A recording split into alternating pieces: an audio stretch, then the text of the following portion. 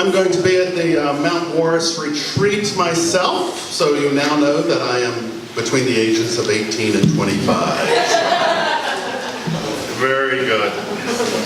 All right. I hope you slept well and enjoyed the power failure last night. That's always a nice challenge. Today we are going to be looking at two different virtues. We're doubling up today because we have 7 virtues in 5 days, and it is Hardcore Tuesday. We're going to be looking at wisdom and justice, and I just thought of something that you can work on in your small groups, for all your virtue groups. Why don't you all come up with a spell that represents your virtue? And tomorrow, I'll have each group shout out their spells. So, we got like Expelliarmus and Wingardium Leviosa. Just make one up yourself that somehow expresses your virtue. Now, today we're going to start with talking about prudence. Where's the prudence group? Prudence! Prudence! Raise your hand. Raise your hand. Don't be shy. Prudence is so closely related to wisdom that I think we can deal with them as the same virtue. Prudence is the virtue of planning ahead, seeking the wisest course of action rather than just running off and doing whatever feels right. Wisdom and prudence are the virtues that rely closest on your intelligence, on knowledge, on thinking about things rather than just feeling the right thing. But there's a difference between having knowledge and having wisdom. How many of you have seen the thing on the internet that knowledge is knowing that a tomato is a fruit, but wisdom is knowing you don't put it in your fruit salad? Wisdom is the opposite of foolishness or stupidity, or acting without consequences. Often foolishness is fun and harmless. I have done a lot of foolishness in my life. Sometimes foolishness, though, has really bad consequences. I was telling him at breakfast today that I almost did not get my Eagle Scout because we were really foolish one night and decided to make torches and run through the camp, and I managed to burn down half the tents in the camp. Not smart by any means. Foolishness can cause automobile accidents. It can get people killed. Sometimes we're even foolish when we're trying to do the right thing.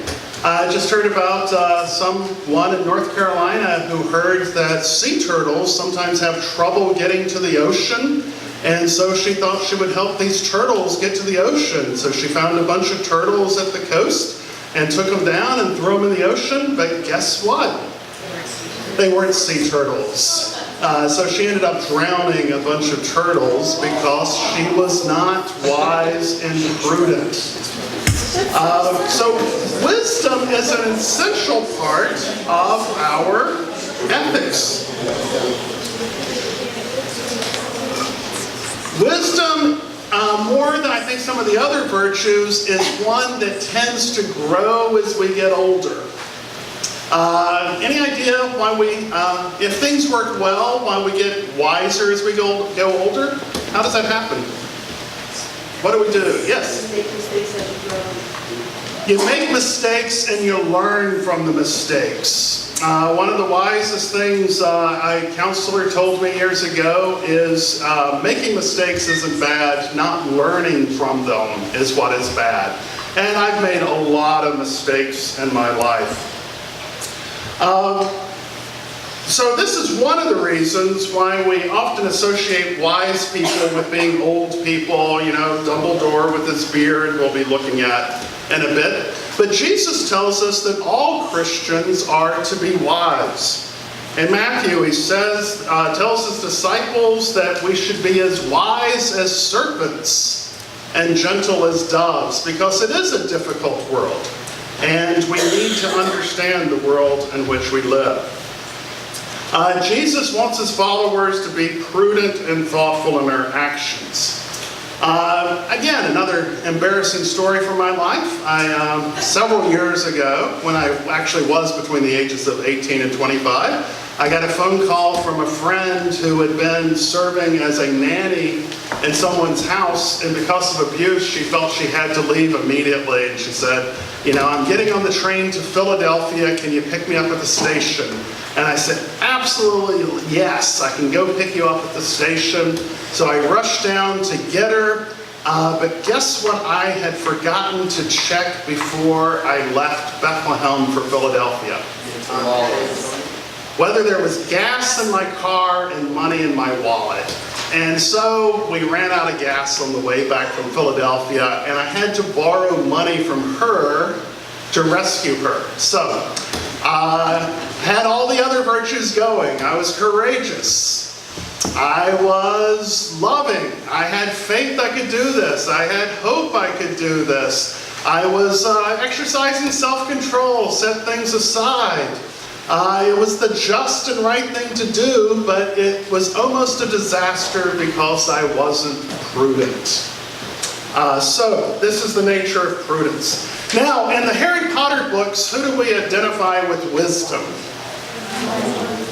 Albus Dumbledore, right? The wise old man.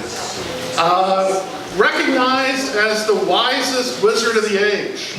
But as a student, Albus Dumbledore was also a foolish person. He made friends with a young wizard named Grindelwald.